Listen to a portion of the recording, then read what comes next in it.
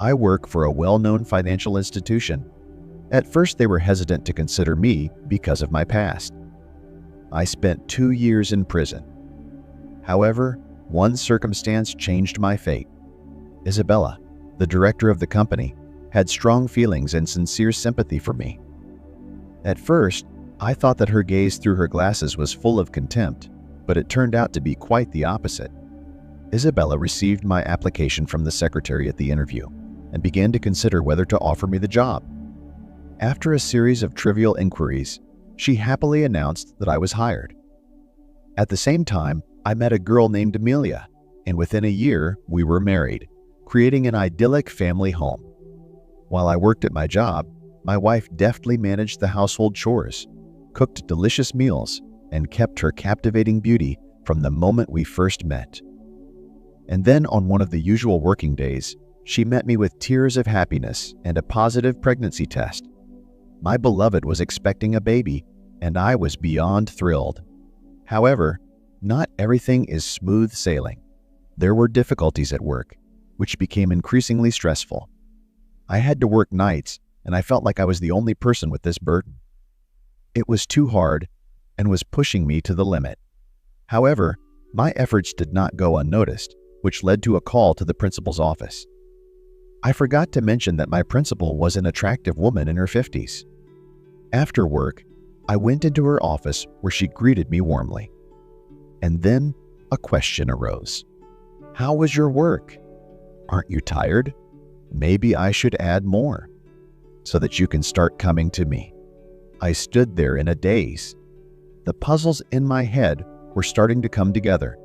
She was deliberately loading me up with work so that I would come to her for love games.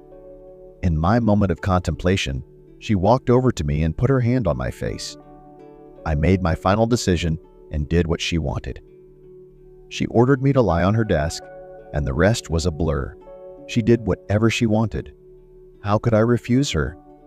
I have a wife and a baby on the way, and with my criminal record, it's hard to find a normal job. So she took advantage of that. The office was so noisy, I was afraid my coworkers would hear us. I followed her orders with such anger and zeal that I felt like I was going to kill her. But no, she liked it and asked me to keep going. It was even more interesting that way. Finished with the business at hand, I walked out of the study, turning around and looking back. Isabella was sitting there, wearing only her jacket and holding the frames of her glasses. I slammed the door shut. The next week, I was to be transferred to another department and promoted. I didn't tell my wife the details of how a man who had done time in prison had moved up almost every rung of the career ladder so quickly. I already have 2 children. I still work there. Isabella is my director, and sometimes she calls me in for a conversation that ends up with us doing this. You know what? But not too long ago, a young guy came to work for us, and Isabella decided to use him in her games too. And after a few months, she completely forgot about me. You wouldn't believe how happy I was. I was very tired of this insatiable lioness, but there was no way out. I had to endure, for the sake of my family. My daughter and her children visit an out-of-town medical center once a month for necessary procedures. During these visits, I come to her home to help with various chores such as cleaning and cooking.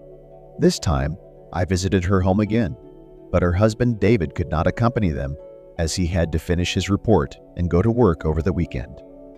My daughter and the kids had already packed up and were rushing to the car. "Mammy, bye. We'll be there the day after tomorrow. Love and kisses," she exclaimed, sending me an air kiss. I took my time settling in, getting all the groceries into the kitchen and looking around the house. Eventually, I decided to start cleaning. The robot vacuum cleaner came in handy, though it got stuck on the carpet about 10 times, and about 20 times I had to untangle some threads. After I finished cleaning, I decided to take a break and drink a cup of flavored coffee and then start cooking. There was silence in the apartment as I laid out the groceries. At that moment, a feeling of dread came over me. I walked through the rooms, looking for any signs of activity. Everything was spotlessly clean, but no one was in sight. Glancing at the clock, I noticed that it was already 7 o'clock. With a sense of urgency, I exclaimed that David should be home from work any minute and realized that dinner hadn't been made yet. In a rush, I started cooking the first dish that came to mind to make it in time for his arrival. "I'll cook for tomorrow a little later. I have to feed David first," I muttered to myself, amused that I was talking to someone other than myself. A minute or two later, David walked into the kitchen, taking me by surprise. "Good evening." I greeted him, confirming that dinner for tonight was almost ready, but realizing that I still had to cook and prepare for next week. I pronounced, "Please sit down and enjoy your meal. I'll be here for a while," I said with feeling, as I quickly set out plates of food for David. I pulled out a bottle of wine, poured a glass for David, and drank it myself. The wine was delicious, as was your company. I consider myself lucky to have you as my mother-in-law. You consider yourself lucky to have me? And you are lucky to have such a wonderful wife and children. You work all the time with no rest. Before you know it, the kids will be grown. I want more grandchildren. Why do you want more grandchildren? Even if you have nothing else to do, you can still have more children, he said. Oh, what a wonderful woman you are. Embarrassed, David stood up and started kissing me, expressing his love. What are you doing? I asked, pushing him away, but pretending I didn't like what was happening. However, I pulled him closer and continued kissing him, completely forgetting about cooking all night. Back at my place, I couldn't resist sending David a text message expressing my desire to repeat the previous night. 3 days later, David showed up at my house unannounced.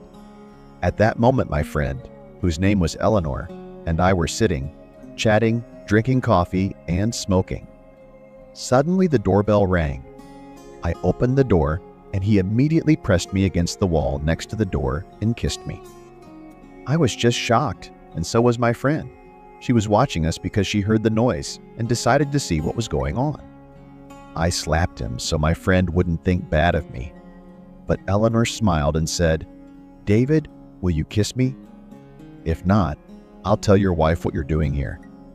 David scratched his cheek after the slap, walked over to Eleanor, put his arms around her, and kissed her. That's how the three of us spent the night, a lot of things I hadn't done that night in all my years of adult life. Thank you, son-in-law, for giving me a dream.